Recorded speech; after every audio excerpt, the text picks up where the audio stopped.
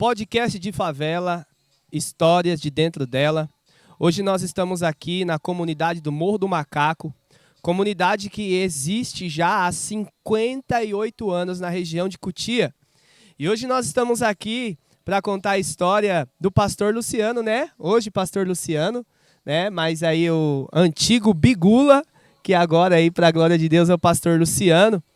E eu queria já começar essa entrevista, pastor Luciano, que o senhor fizesse suas considerações, se apresente aí para o pessoal, tá bom?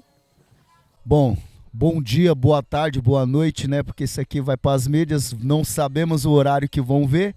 Meu nome é Luciano, sou presbítero na Igreja Metodista Wesleyana, sou morador antigo aqui da comunidade, né?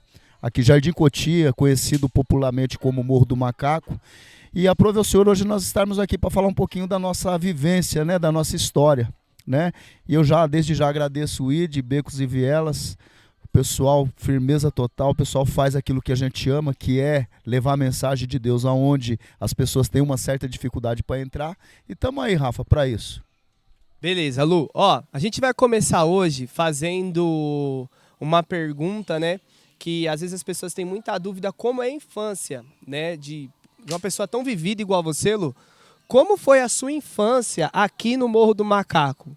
Como foi as suas experiências, a sua vivência aqui dentro do Morro do Macaco? Cara, eu não sei se nos dias de hoje é igual era na minha época. Eu vim pra cá, pro Morro, na década de 80. Passei mais provável em 83, 84. E quando eu era criança aqui, brincadeira em periferia, brincadeira em favela, só tinha várias, mas a principal era brincar de polícia e ladrão, né? Porque era o que nós reproduzíamos aqui nos becos, na viela. Jogava taco e tal. Isso era a parte legal do negócio, porque nem tudo é flores, mano. E tem a parte que é traumática, né? Cara, de verdade, Rafa, a infância dentro de uma periferia não é muito legal. Por quê, Você vê muita coisa, cara, que vai trazer trauma pra você quando você chegar numa idade adulta, né? Você tem esses dois lados da moeda. Você tem aquela parte da brincadeira que você brinca ao extremo, mas você tem a parte ruim que toda criança de periferia ou criança de favela, ela cresce antes do tempo. Uma criança de 12 anos, você vai trocar uma ideia com ela, qualquer um que nós pararmos aqui, é o mesmo que você está falando com um cara de 16, porque eles têm uma maturidade, que é uma vivência que se conquista na rua, sabe? Então, cara, tem esses dois lados da moeda. Você brinca na hora de brincar, mas tem uma certa responsabilidade. Ainda sendo uma criança de 9, 10, 11 anos, você tem que ter responsabilidade. Porque dentro de comunidade, é implacável. Tem lei, tem regra, e você tem que seguir, mesmo sendo criança. Mesmo sendo criança, tem protocolos que não podem ser quebrados, e a criança tem que viver, por mais que totalmente num ambiente de caos, mas às vezes fingindo que nada está acontecendo e passando por algumas adversidades e driblando tudo aquilo às vezes de uma forma até inusitada, numa brincadeira ou enfim, numa situação de alto risco, ela conseguir driblar aquilo com a brincadeira, ou só mudar de viela, mudar de rua para brincar, alguma coisa assim, mais ou menos, a gente está dizendo? É mais ou menos isso. Você tem um lugar certo para você correr, você tem um lugar certo para você brincar, você só pode ir até um certo lugar e respeitar esse limite. Só que você vive sobre isso. Então, quer dizer, você cria uma regra e você acompanha a regra. E essas regras, é engraçado isso aí, porque essa regra que a gente vive dentro de uma periferia ou dentro de uma favela, isso aí tinha que trazer numa educação. Por quê? É voltado para a educação. Aí quando um menino sai de dentro do ambiente cultural dele, que é a periferia, ele desce para o asfalto, aí o cara fica monstrão, mas ninguém segura. Por quê? Porque lá dentro ele é seguro, mas fora não. Então tudo aquilo que ele não pode fazer lá dentro, ele quer fazer lá fora. E é por isso que hoje nós vemos muito jovem, muito adolescente dentro de uma Fundação Casa, por causa dessa disciplina, que se fosse modificada seria uma disciplina correta, mas se viesse do lado bom da coisa. É isso. O ser criança numa periferia, numa favela, é complicado, mas não que você não tenha a liberdade de brincar assim. Você tem total liberdade e muita liberdade, e essa liberdade vai trazer um prejuízo no futuro. E aí, Lu, mediante isso, eu fico pensando, com essa dificuldade, com esses problemas na infância, muitas crianças acabam evoluindo, né? Acaba na questão de entrando para a criminalidade, enfim, né? Não que a favela, a comunidade se resuma nisso. Mas a pergunta que eu tenho para dizer para você agora, pulando um pouco essa parte da infância, que eu percebi que a sua infância foi de uma forma legal e de outra forma foi, né, meio tenso, meio complicado. Mas a segunda pergunta que eu tenho para te fazer é, Lu, de que forma você veio para o Evangelho, para Cristo, né? E como você veio? Porque pelo que eu entendi, você teve uma infância muito complicada. Mas a pergunta que eu tenho para te fazer é como você veio para Cristo e de que forma que você veio? O legal disso tudo é, quero simplificar aqui, quero ser sucinto. Quando você é criança numa favela, que você tá dentro dela, você fica inserido à cultura da favela. Ou seja, você se espelha de verdade, meu, em quem tá mais perto. Você não se espelha no seu pai. Às vezes você tem um pai trabalhador. Meu pai era mau trabalhador, meu pai da hora. Só que aí, o da hora é você ser conhecido na quebrada. Certo? Eu cheguei aqui, moleque, pá, os moleques daqui da quebrada queriam me tirar e pá. Eu falei, pera aí, meu, eu tenho que ver o que eu tenho que fazer pra mim não ser tirado. Aí eu vi, pô, se eu tiver no crime, ninguém vai encostar perto de mim. Foi aí que aconteceu. Aí acontece a minha história. Com 12 anos de idade, Rafa, eu já fumava cigarro, que eu achava bonito, né? Antecipar. O cara que fuma cigarro, na cabeça de muitos dentro de uma comunidade, é isso. O cara fuma, o cara já é adulto. Com 13 anos eu enveredei pelas drogas, né, meu? Começamos pela cola, depois benzina, maconha. E o negócio foi piorando a cada dia mais. Por quê? Porque com 13 anos, você fumando, usando droga, aí vem os pequenos delitos, aí vem os convites. E o negócio foi descambando, descambando, e você começa a ganhar um certo status ainda que você não merece, né? Porque só o fato da gente ser morador daqui já era um destaque nos bairros fora. Pô, o cara é de tal lugar, não mexe com o cara e tal e tal. Então acontece muito isso. E isso, querendo ou não, é inserido em nós uma certa vaidade. Pô, é legal sustentar isso. Então você vai piorando, ao invés de melhorar, você piora. E com isso eu piorei em tudo, eu piorei na minha conduta, né, dentro de casa. Nunca desrespeitei pai e mãe, mas só que também não assumi umas responsabilidades que eu tinha que assumir. Afundei de vez nas drogas, enveredei pelo mundo da cocaína, usei vários tipos de droga, no qual eu não quero estar falando aqui porque não traz boas recordações. E com isso, Rafa, eu me afundei demais, cara. E o que me levou para Cristo foi exatamente isso. Eu fiquei por 20 anos da minha vida preso no vício da cocaína. E o que acontece? Eu estava usando muito, mas muita droga, que chegou a me dar uma depressão. E essa depressão, eu usava na hora da brisa, da hora, pá, mas só que começava a dar uma angústia de morte, mano. Aí eu entrei numa vibe doida de que eu queria me matar.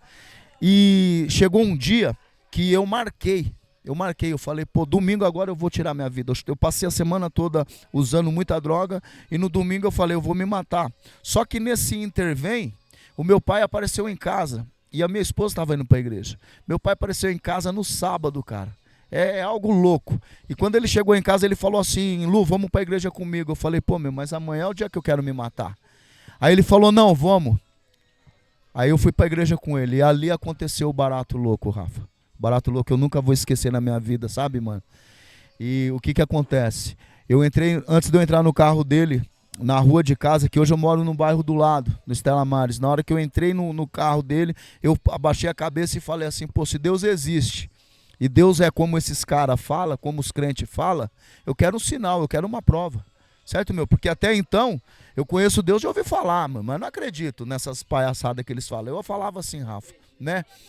E aí, cara, o meu pai me parou lá, eu entrei no carro, mano. E quando eu cheguei, mano, na igreja, Assembleia de Deus, Ministério Belém, atrás da estação de Itapevi, na hora que eu cheguei lá, eu desci do carro e entrei. A primeira música que as irmãs cantou, isso há 17 anos atrás, eu lembro até hoje, foi: meu amigo, tu tem a escolha, morte ou vida, qual vai aceitar? Amanhã pode ser muito tarde, Cristo hoje te quer libertar. E ali eu comecei a chorar, e o meu pai olhou para mim e falou assim, pô, meu, tá vendo, você tá chorando aí, Deus tá falando contigo, você tá chorando. Eu falei, meu, tá chorando? Aqui é bandido, aqui não chora. né? Só que eu era hipócrita, meu, e outro, eu não sabia que o maior homem do mundo que já andou nessa face da terra, que morreu por mim, por nós todos, tinha chorado. Jesus chorou, cara. E ali começou a cair a ficha, hino após hino, e eu chorando, chorando, chorando. Mas você acha que tá suave? Não tá, mano. Quando o pastor que foi convidado para pregar nesse dia, ele era lá de Itaquaquecetuba, Rafa, não vou esquecer, cabelo grisalho, ele tomou o seu lugar num púlpito e deram a palavra para ele, ele falou assim, olha, eu, antes de começar aqui, eu quero falar algo aqui, que no meio da nave da igreja, tinha 300 pessoas na igreja, Rafa, naquele dia. Na nave da igreja tem um cidadão aqui que diz que não gosta de crente, e Deus, ele vai falar no íntimo e no profundo com esse cidadão, que você que não gosta, ei, num futuro bem próximo é você que vai estar aqui no púlpito, no altar, pregando a palavra. E o meu pai olhava para mim e eu falava, mano, isso não é comigo. Só que, cara, até então eu não acreditava. E a partir daquele momento eu passei a acreditar. Ele começou a falar coisa da minha vida que eu vivia aqui, ó. Que eu vivia aqui no morro, aqui na contemplação, aqui embaixo, aqui. Aí ele falou assim, olha, Deus, ele vai mudar a sua vida mesmo você não gostando. Só que você está fugindo. Só que, olha aqui que Deus mandou falar, que se você pode se esconder nas profundas do mar ou no mais alto dos montes, o braço do Senhor vai te pegar lá e vai te trazer para cá, porque Ele tem um propósito na sua vida. Ali para mim eu falei, pô, meu, agora é comigo. Só que não parou, Rafa. Podia ser o suficiente, né? Aí ele pediu para abrir a Bíblia. Abre a sua Bíblia, em Isaías capítulo 7, versículo 11, sabe o que está escrito lá? Peça um sinal para o Senhor teu Deus nas profundas do mar ou no mais alto monte. Você vai ver quem que ele é. Só que esse sinal que a Bíblia relata é para o rei Acaz. Só que o rei Acaz, eu não sei se foi um momento de arrogância ou de soberba dele, ele recusou o sinal. E que sinal era esse? Que uma virgem daria à luz e nasceria ali o nosso Salvador. Aí, na hora, eu não conhecia nada, eu já tinha lido a Bíblia de capa a capa, eu não era crente, eu lia muito louco, fumava um baseado e lia. Ali o Espírito Santo falou para mim, esse sinal aí, você acha que foi só para casa? Não, esse sinal é para todos aqueles que em mim crê, não venham a perecer, mas que tenham uma vida eterna. E aquele sinal era que Jesus, ele ia vir e ia me resgatar. Beleza, ele continuou lendo a Bíblia, daqui a pouco ele parou e falou, virou para a tribuna, virou para trás, na contenção dele tinha vários pastores e missionários. E ele olhou e falou, vocês sabem que toda vez que eu venho aqui pregar, eu trago o meu filho comigo. Só que nesse dia, ele não veio. Sabe por quê? Porque eu passei a noite inteira chorando. O pastor dizendo, palavra dele, eu passei a noite inteira chorando. Quando eu entrei no lavabo do banheiro na minha casa, eu olhei no espelho e perguntei para Deus, Senhor, eu preciso de um sinal. O primeiro sinal que Deus deu para ele no banheiro da casa dele foi Isaías capítulo 7, 11. Porque eu vou lá para Itapevi pregar ou eu fico aqui em Itaquaquecetuba dando uma assistência para minha família? O Espírito Santo de Deus falou no coração daquele homem. É por isso que eu me converti, é por isso que eu larguei as drogas, larguei tudo. O Espírito Santo falou assim, ei, deixa eu falar algo para você. O sinal é esse. Vai lá em Itapevi e vai lá, porque tem um cara lá que vai se matar hoje, ele vai tirar a vida dele hoje, eu quero ele para mim, porque tenho ele como um vaso escolhido. E os seus já está comigo e eu cuido dele. Aí ele virou para a igreja e falou, larguei o velório do meu filho e vim aqui pregar porque Deus falou que tinha um cara que ia tirar a vida. Eu vou sair daqui correndo para enterrar o meu filho agora. É isso. No dia que você ia tirar a sua vida, o pastor tinha perdido o filho dele e ele, em vez de estar lá enterrando seu filho, ele se submeteu à voz do Senhor, veio até Itapevi para falar de Cristo, e naquele dia você se decidiu para Jesus, Lu? Entregou sua vida para Jesus? Naquele dia eu tive a plena convicção que Deus existe, que Deus de fato ele fala com a gente, mas aí o que acontece? Do mesmo jeito que Deus existe, Rafa, o diabo também existe, ele está aí para atentar, para atormentar. Na hora que eu saí daquela igreja, saí choroso ainda, cheguei, peguei um pedaço do caminho chorando, meu pai chorando, e na hora que eu estou subindo para minha casa, cara, aí o diabo sabia do que eu gostava, meu. Pô, já tinha 2 me esperando lá, cara. Me ofereceram cerveja e eu fui falar do que Deus tinha falado comigo. Eu bebi a cerveja, eu cheirei cocaína e falando de Deus. Aí voltou tudo de novo, aquela deprê. Aí passa Passei a semana de novo usando droga. E quando chegou no final de semana, eu me encontrei com uma outra rapaziada. Nós estava tudo numa banca forte ali, todo mundo usando. Um dos caras que estava comigo lá, ele levantou e falou assim: mano, você tá com um brilho no rosto. Seu lugar não é mais aqui não. Ali eu entendi. Deus me dando mais uma chance. A partir daquele dia, 17 anos atrás, eu saí de lá, cheguei na minha esposa, falei: você nunca mais vai ouvir falar que o Bigula é um bandido, que ele é um nóia, que ele é isso, que ele é aquilo. Você vai ouvir falar: ei, seu marido passou aí, é um homem de Deus. Aí Deus falou comigo posteriormente: você vai sair de lá, mas depois você vai ter que voltar lá. Mas dessa vez é diferente, é para falar do meu amor e o que eu fiz na sua vida. E hoje nós estamos aqui no Morro do Macaco, onde tudo aconteceu. E voltando aqui para falar do amor de Deus e o quanto que Cristo, a obra que ele fez na sua vida foi grandiosa e gigantesca, né, Lu? Ô, Lu, e agora a última pergunta que eu tenho para te fazer, né? E quem é o Luciano hoje? Não é mais o Bigula, né? E quem é o Luciano hoje? Eu queria saber quem é o Luciano hoje, como se encontra o Luciano hoje, o que aconteceu e como está a vida do Luciano hoje nesse trajeto de conversão e como você chegou hoje. Como é que o Luciano é hoje? Qual a posição que o Lu chegou hoje? O Luciano hoje, Rafa, é aquele que olha para o passado, toma ele como uma lição de vida e marca pontos para não retroceder, para não voltar. E o Luciano hoje é aquele cara que glorifica a Deus todos os dias pela manhã. Por quê? Um cara que não tinha expectativa de vida. Um cara que as pessoas, até familiares, falavam: não vai até os 17, porque dava trabalho. E hoje, eu com 50 anos, Deus me visitou, Rafa, na minha casa e na minha geração. Hoje eu estou contemplando a minha segunda geração. Primeiro vem a primeira geração, que foram os filhos. Hoje eu tenho 5 netos. E hoje eu consigo sair por todos os lugares dessa São Paulo de meu Deus, nos 4 cantos eu já fui e preguei o evangelho, entrando em comunidade, entrando no sistema penitenciário, pregando e vivendo as promessas de Deus, porque Deus falou: você vai ter que voltar. Eu voltei, e eu não volto para o Pai sozinho. Assim como a palavra dele vem, Rafa, para nós, ela jamais vai retornar vazia.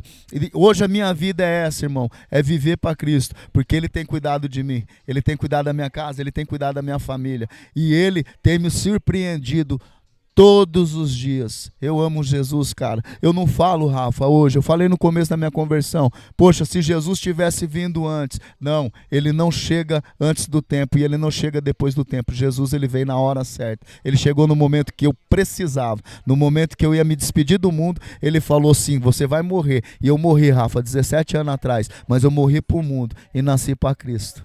Aquelas ideias que ele deu lá para Nicodemos, aquele bate-papo com Nicodemos, serviu para mim. Aí, bom dia, tudo bem? Nicodemos falou, ele falou para Nicodemos: é necessário que você nasça da água e do Espírito. Mãe, eu nasci da água e do Espírito naquele dia. E Jesus tem sido glorificado na minha vida, na minha casa e através dos meus. Amém? É isso. E é isso aí. Hoje nosso bate-papo foi com o pastor Luciano, aqui no Morro do Macaco. E você que quiser acessar, bom dia, o nosso conteúdo, nosso canal, um conteúdo exclusivo. Todas as nossas programações vão ser em uma comunidade diferente, contando histórias de pessoas que tiveram uma mudança de vida, uma transformação, e contando também um pouco da história da comunidade, né? Como a gente falou um pouquinho sobre aqui o Morro do Macaco Cotia. Gente, Deus abençoe a vida de vocês. Não se esqueçam de ativar o sininho aqui do canal do YouTube nosso. Não se esqueça de se inscrever aqui no canal do Ide nos Becos e Vielas e acessar esse conteúdo, que é um conteúdo exclusivo, tá bom? Deus abençoe a vida de vocês. Em nome de Jesus, podcast de favela, histórias de dentro dela.